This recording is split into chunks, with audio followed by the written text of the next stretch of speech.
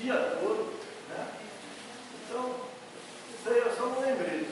Eu trouxe mais um lembrete aqui, né? Que é sobre a nossa Rádio Rio de Janeiro, né? Que ela agora, ela pode ser ouvida pelo Facebook, pelo YouTube. Então, se a gente está com aquele vizinho, como disse a Rosana, que põe lá esses ritmos que eu não gosto nem de falar, um volume absurdo, a gente pega e joga na Rádio Rio de Janeiro, bota o fone de ouvido e deixa o bichinho largar o volume dele lá no último volume. E eu tenho uma programação espírita maravilhosa, 24 horas por dia. Né? Assim eu vou alternando. Uma hora eu vejo a rádio, agora eu vou lá assistir uma palestra nossa aqui do nosso Seara, outra hora eu entro lá ver o Haroldo, né? O Valdo, e assim vai. Ou seja, nós temos um grande poder, desde o tempo da televisão de seletor, que era com o botãozinho. Nós temos um grande poder, que é simplesmente mudar, apertar o controle e mudar de canal, né? Virar o seletor, pegar o radinho e botar no. Agora é celular, ninguém mais usa radinho, botar no ouvido e botar uma coisa que a gente gosta de ver. Bom, vamos ao nosso livro. Aconteceu na Casa Espírita. E como a gente já falou aqui no início, devia se chamar Acontece nas Casas de Espíritas, o que acontece até hoje.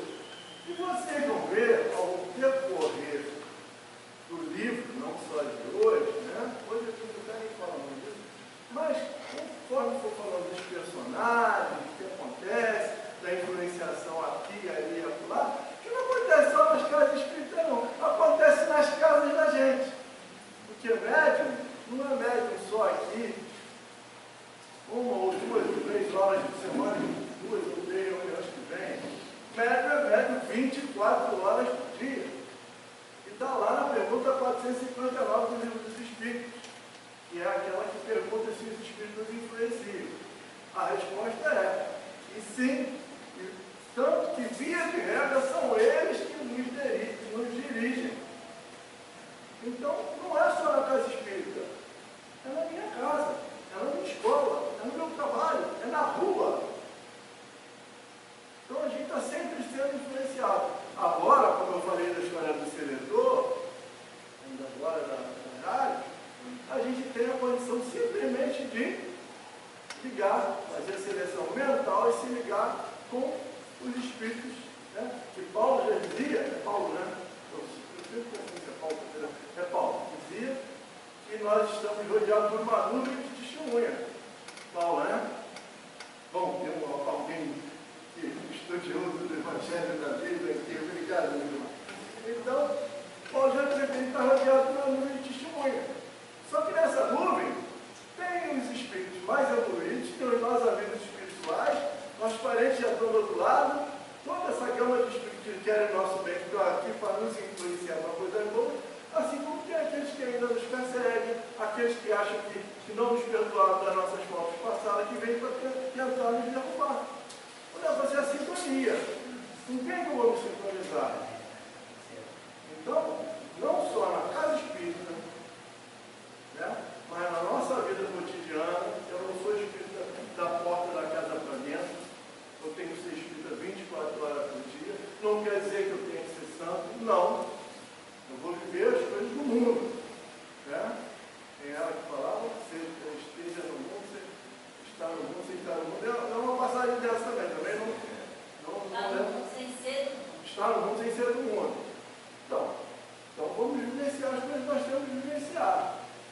Mas fazer tudo com um bom sentimento, com um bom pensamento, nos esforçando para estar do lado bem. Escorregou, levanta, ora, segue em frente. Você já pode a coisa da volta por cima, é isso aí. Então, tem 2 vídeos escondidos aí dentro da casa espírita, vamos ver se eles abrem, né? Falando sobre isso. Tá? Vamos ver se abre isso.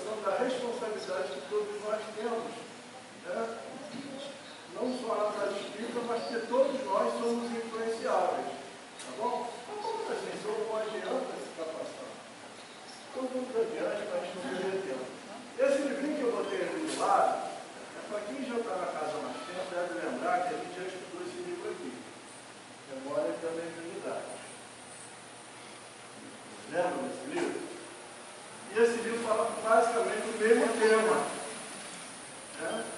Só que ela vai direcionada para alguns médios que também passavam por um ataque, e aí tinha até um dos médios em que eles não conseguiam perturbar de jeito nenhum, que é a espiritualidade inferior, não conseguia perturbar de jeito nenhum, e eles foram fazer?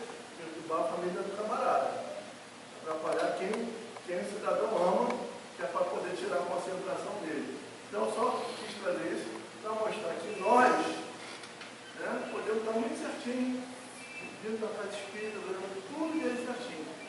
Mas aí, em casa, é a esposa, o filho, né, ou uma pessoa que adoece, passa mal também na hora da gente vir para a casa espírita. Então, tudo isso acontece, gente. Então, quando a espiritualidade inferior quer perseguir, eles vão perseguir. Tá? Agora, em contrapartida, vocês estão vendo ali um raio de luz enorme ali sobre a casa espírita? É a espiritualidade superior protegendo todo o trabalho da casa espírita. E nós também temos os nossos espíritos protetores que nos protegem também o tempo todo. Então é aquela questão de sintonia. Ah, mas mesmo assim acontece? Acontece. Eles permitem que aconteçam algumas coisas, justamente para que a gente se teste. Se eu não tiver dificuldade, eu não sei se eu estou pronto ou não. Né? Eu vou para a escola, estudo. A cada 2 meses tem lá a prova bimestral, para saber se realmente eu aprendi se os exercícios que eu fiz eram feitos. A nossa vida cotidiana é assim. De vez em quando vem uma pedra no meio do caminho para ver se a gente já vai ter outro lado. Tá? Então vamos lá. A guisa de prefácio e tempos. São os 2 temas que a gente vai fazer hoje. A guisa de prefácio. Guisa, assim, a maneira dele, como se fosse o prefácio. Não, os mais novos nunca devem ter ouvido falar essa palavra guisa. Então a gente está buscando isso. A guisa de prefácio. A maneira de prefácio, por quê? Porque na realidade, a dona Terezinha, ela não prefaciou. Ela deixou o prefácio nesse segundo tema, tempos, que foi feito numa mensagem mediúnica dada por um outro espírito anteriormente. Então ela fez um pequeno comentário no início, deixando o prefácio mesmo nessa página tempos. Então vamos lá. A guisa de prefácio.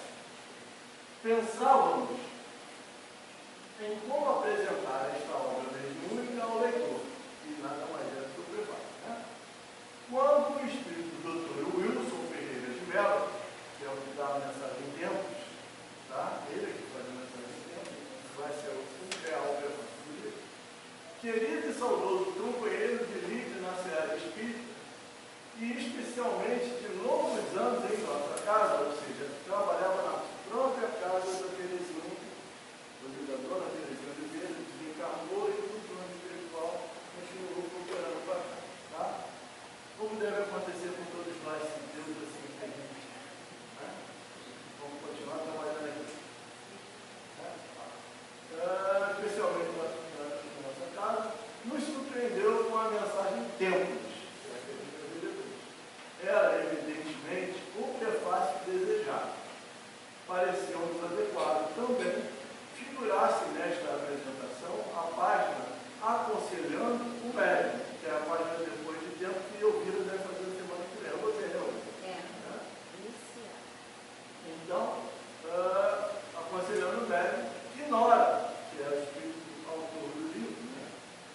A autora espiritual escrevera anteriormente a recepção da obra, por informar o propósito da espiritualidade maior ao nos transmitir suas mensagens ou da edificação geral, ou seja, o aprimoramento moral da humanidade. E eu grafei isso porque edificação geral, aprimoramento moral da humanidade, não vai ser feito assim, vai depender de cada um de nós. Depende do meu aprimoramento, do seu aprimoramento, do seu aprimoramento, ou seja, a humanidade só vai chegar ao aprimoramento quando todos estiverem aprimorados. Né? Ou uma boa parte, pelo menos, para poder levar o aprimoramento da humanidade para frente. E para isso nós temos o projeto da reforma índia. Então,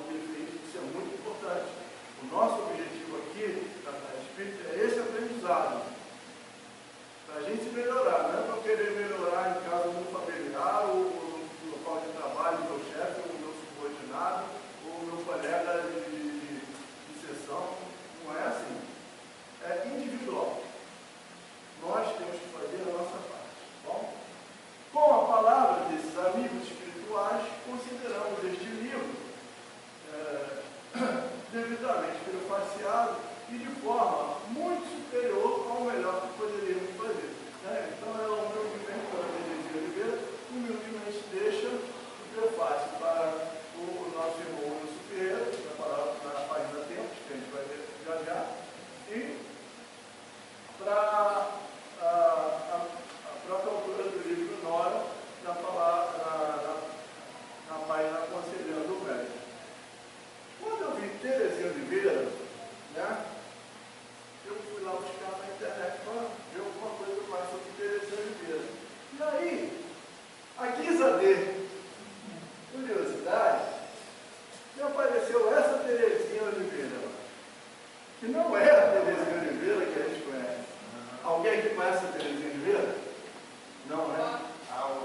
Aí eu trouxe ela. Essa chama-se Terezinha Oliveira de Souza, uma espírita que teve uma grande função aqui no Rio de Janeiro. Ela era lagoana, se não me engano, veio para o Rio ainda nova, se casou com um conterrâneo dela, tá? Que ela conheceu aqui no Rio, né? Estudou, se formou pedagoga, abriu uma escola, né? Cuidou de crianças, fundou, ajudou a fundar um centro espírita, se não me engano, em Queimado, uma coisa assim. Trabalhou muito na CERJ, acho que ainda no tempo que era UZERJ, tem até um local onde ela fala comentários com o Jefferson Simone Monteiro e tudo. Então eu achei interessante para a gente conhecer, depois quem quiser pesquisar um pouquinho mais, tem mais não temos esse hábito, né, de conhecer os trabalhadores da CERJ. E é uma pessoa que tem bastante importância no movimento espírita do Estado do Rio de Janeiro. Mas a Terezinha Oliveira aqui prefaciou esse livro e essa daí, ó.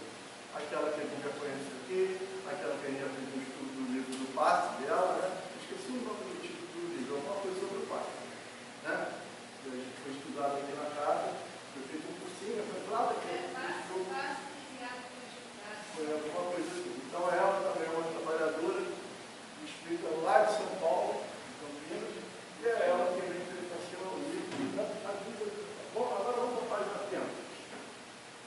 Tem muito para ela mesmo, para aí, que eu depois vou dar o significado, vou ler tudo, porque na hora que eu ler assim, meu Deus, o que é isso?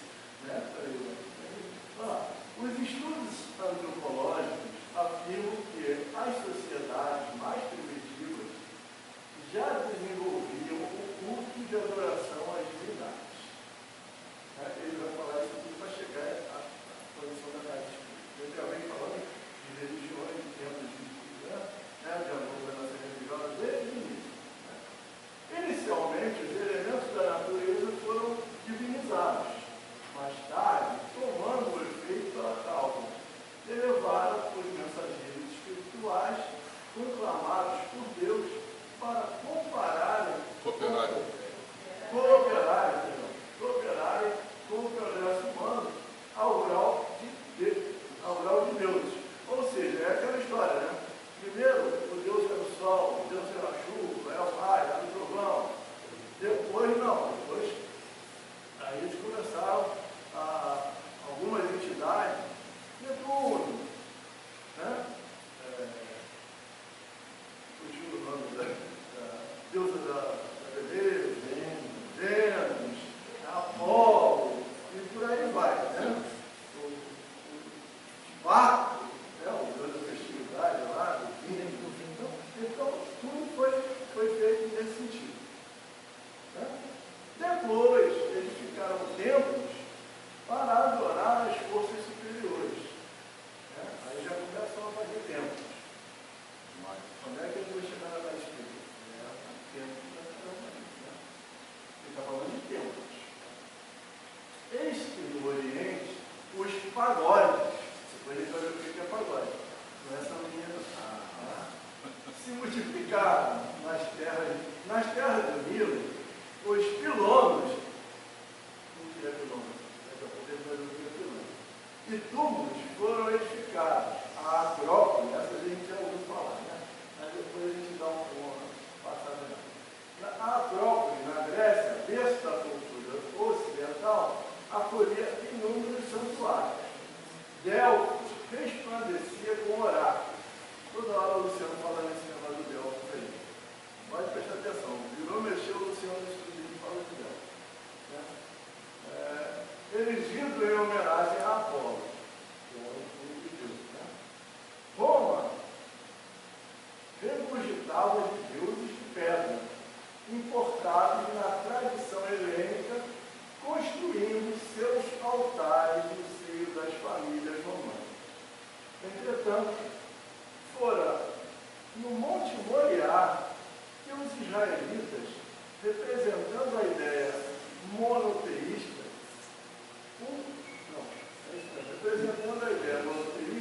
um avanço para a humanidade, fundaram o grande, famoso e faustoso Templo de Jerusalém. Era aquele templo, né, onde Jesus derrubou as coisas que estavam fazendo, os vendilhões do templo. Né? E era um avanço, porque era um Deus único. Os israelitas foram os primeiros a trabalhar a ideia de Deus único. Idealizado por Davi e concretizado por Salomão, representava toda a grandeza espiritual daquele povo. A missa de curiosidade, Salomão era politeísta. Salomão era politeísta? Incrível! Incrível, né? Altair também é cultura. Vamos lá, muito obrigado, Altair. Então agora vamos lá. Pagode é uma torre com múltiplas beiradas, comum na China, no Japão, nas Coreias e no Nepal. Muitos dos pagodes foram construídos para fins religiosos. É isso que é o pagode. Viu? Todo mundo já viu pagode em algum filme aí. E o Pequeno Buda, essas coisas que viu um pagode. Não é um grupo de pagode. É um pagode. Tá? Olha lá.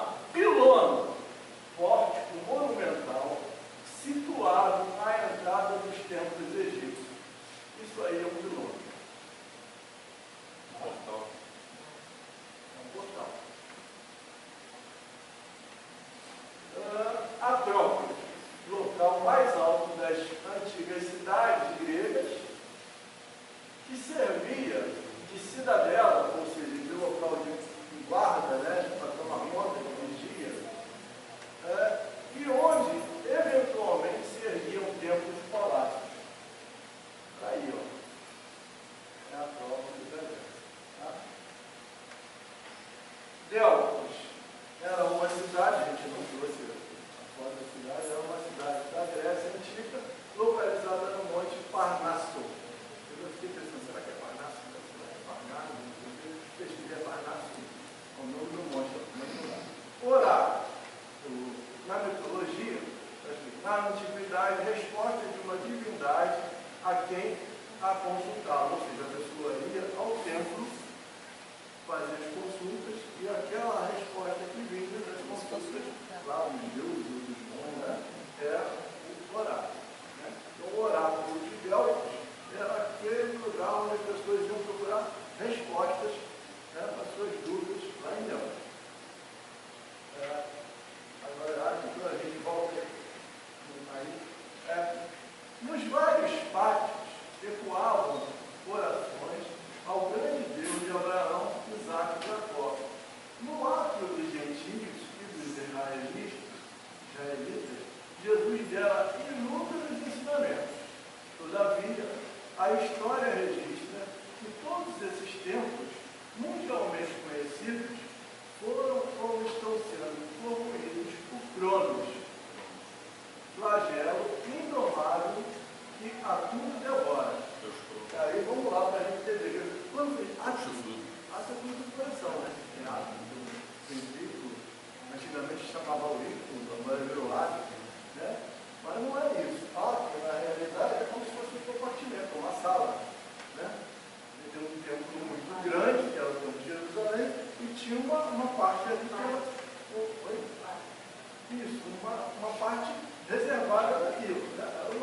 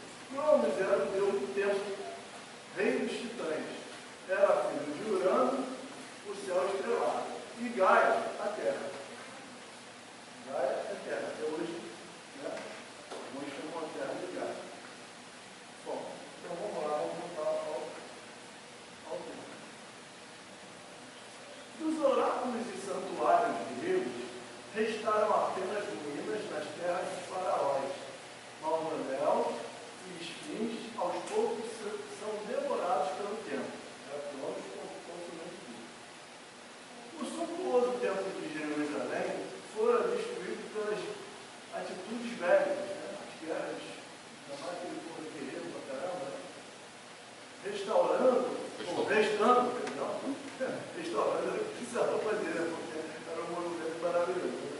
Mas restando apenas o muro das lamentações. Todos os templos e construções de pedra são perecíveis, pois que são sujeitos à transformação da matéria.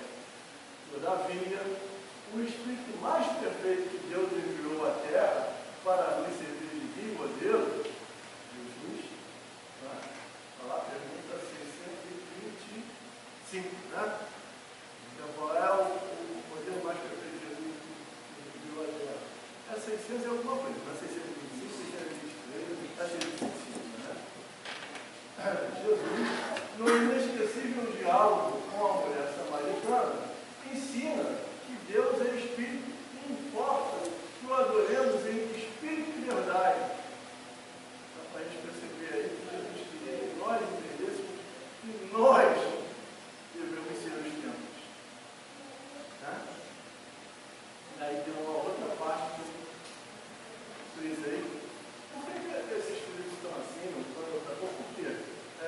Esse livro, eu tenho que estar com ele em PDF, ele não admite que a gente faça modificações, ele é protegido. Então, o máximo que dá para fazer é sublinhar outra coisa em volta.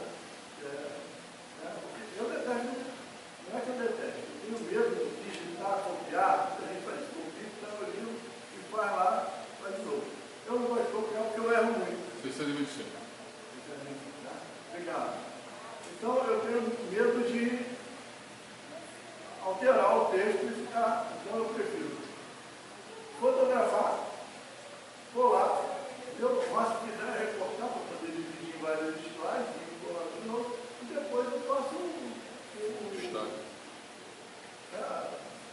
livro aqui do jeito que está. Pelo menos a gente sabe que é do jeito que trabalhar no livro. Você tem a ver em PDF, Ctrl+C, Ctrl+V, vai fazer o... Ele não deixa.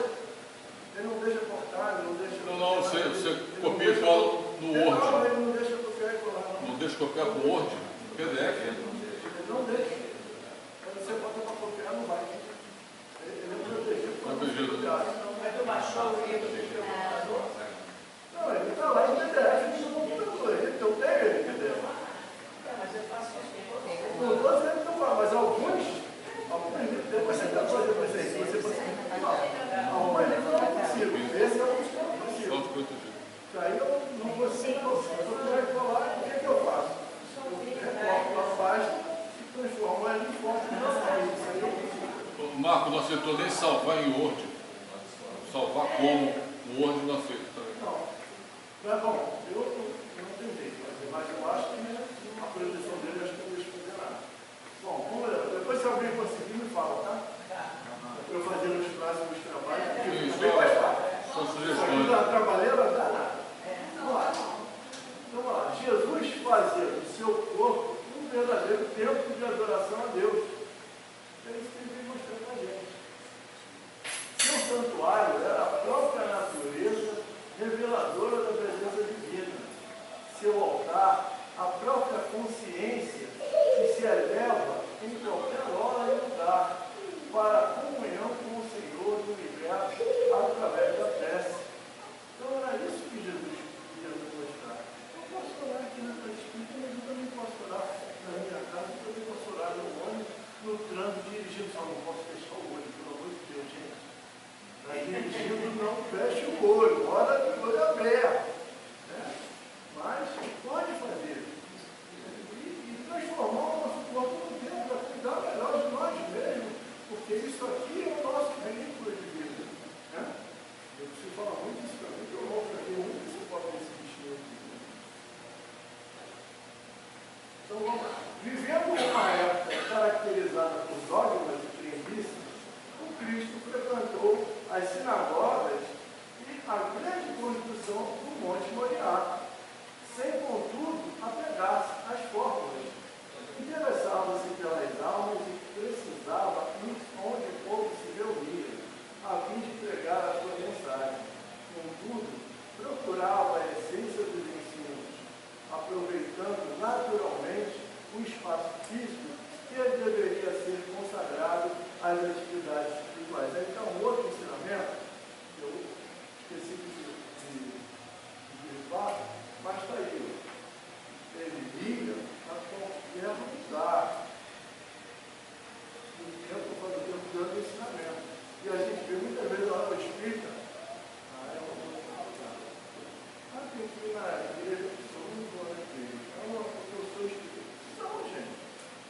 O nosso ensinamento tem que ser o nosso comportamento.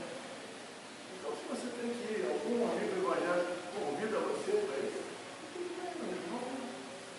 Eu participo do seu estudo lá, eu converso com o seu pastor.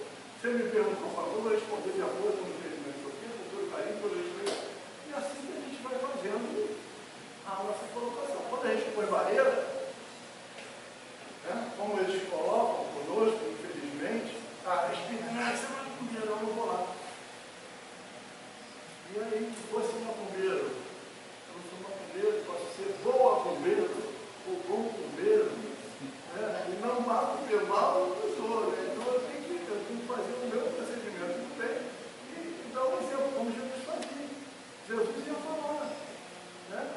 Ele não concordava com nada daquilo que os fariseus falavam lá no templo, mas ele, com 12 anos, ele foi lá e deu missão. Né? Lá dentro do templo. Então, isso é um ensinamento para todos nós.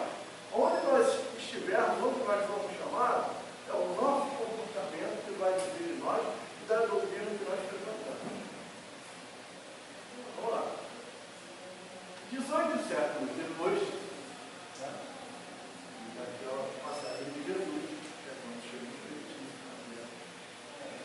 eis que o mais alto nos traz um consolador, a doutrina espírita que figura na terra como restauradora do cristianismo primitivo.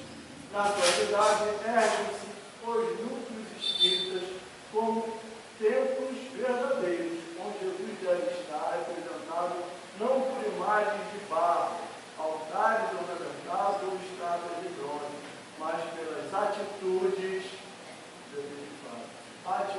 essencialmente cristãs dos seus frequentadores.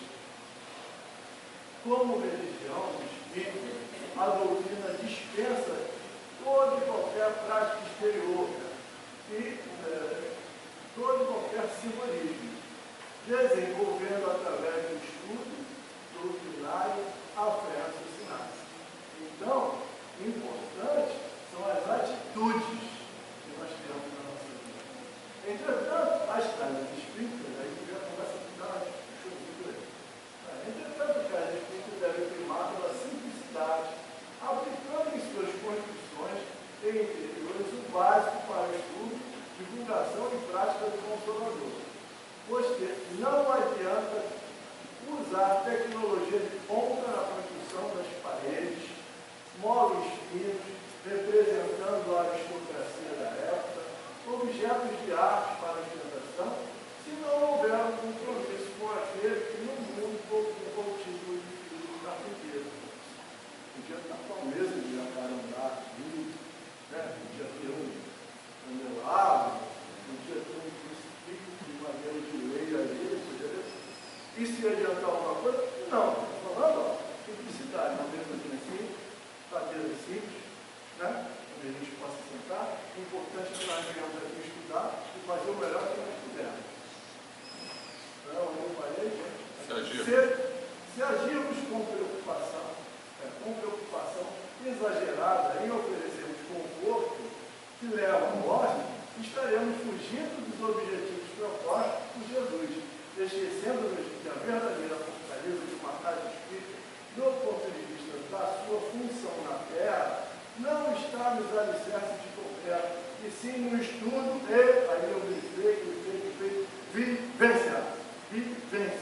Nós temos que fazer o possível para vivenciar lá fora e aqui dentro. Tá? Mas você faz isso mal? Não. Mas eu tenho. Todo dia quando eu acordo, eu hoje não vou usar para ninguém. Eu não vou responder aqui lá, aí daqui a pouco, escorrega tudo. Né? Tem até um momento espírita que fala sobre isso. O camarada acorda e diz, pai, muito obrigado. Hoje eu passei o dia aqui, até agora eu não fiz mal a ninguém, agora eu vou me levantar. Daqui para frente, me ajuda. Então é o que acontece conosco. Vamos lá, para a gente ter o tempo, para ficar aquela falha lá no início. Vamos lá. Esse sim deverá ser colocado em evidência, fortalecendo moralmente os aspectos da terceira revelação, contribuindo para o esclarecimento e entendimento do que seja realmente espiritismo e o centro espírita. quais as suas responsabilidades e sagrada importância como representantes de Cristo no planeta. Nesse propósito, o amigo leitor, é que te apresentamos esta obra. Aconteceu na Casa Espírita, representa a misericórdia divina de todos nós, eternos aprendizes da arte da convivência fraterna. Todas as informações encontradas nesse livro foram gravadas com apenas a simplicidade do papel de experiência, substanciando a vivência do espírito de Nora durante decênios de nomes relevantes e respeitadas tarefas realizadas por diversas instituições dedicadas ao espiritismo. Seus personagens foram compostos vários anos em experiências reais, o que Desi falou no nome disso, não é ficção, experiência real.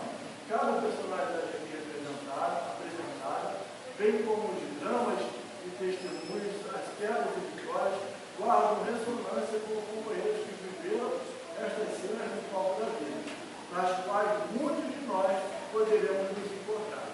Das várias figuras que desfilaram neste cenário, muitos já se encontraram à terra retornaram à terra em expiações, separações ou abençoadas missões. Eles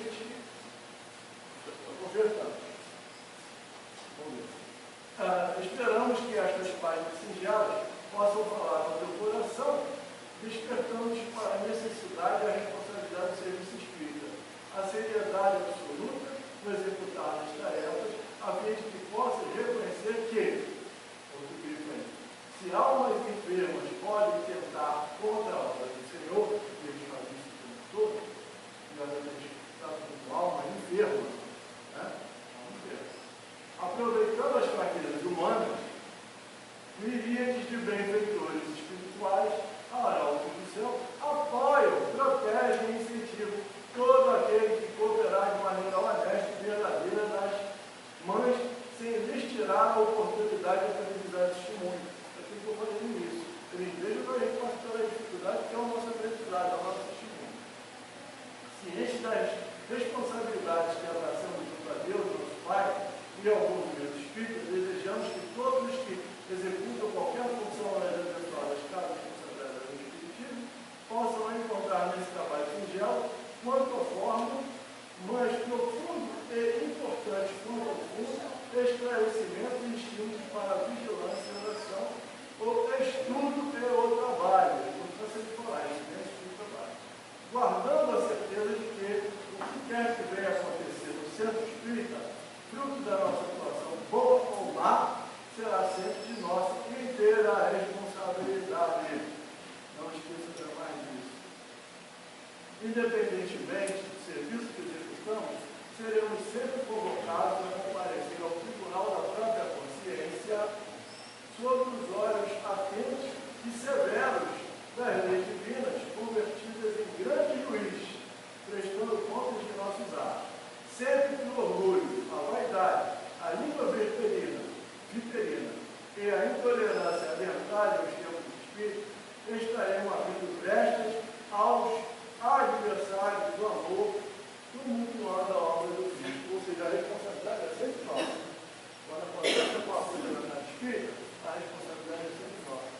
Rogando a Deus, nos abençoe e pedindo a Jesus, ajude-nos a conservar a honestidade, a verdade, a fraternidade de nossas abençoadas casas espíritas e gratos pela oportunidade de servir, desejando a todos os irmãos de jornada espírita paz, seriedade, estudo, prática doutrinária, união fraternal, a fim de que as infiltrações não tenham lugar nos verdadeiros centros espíritas.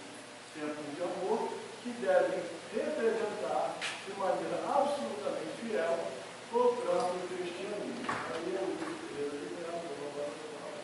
então, se perdoe por passar tanto tempo, mas todo tempo que a gente perdeu. Não, aconteceu. Aconteceu, como eu disse, acontece.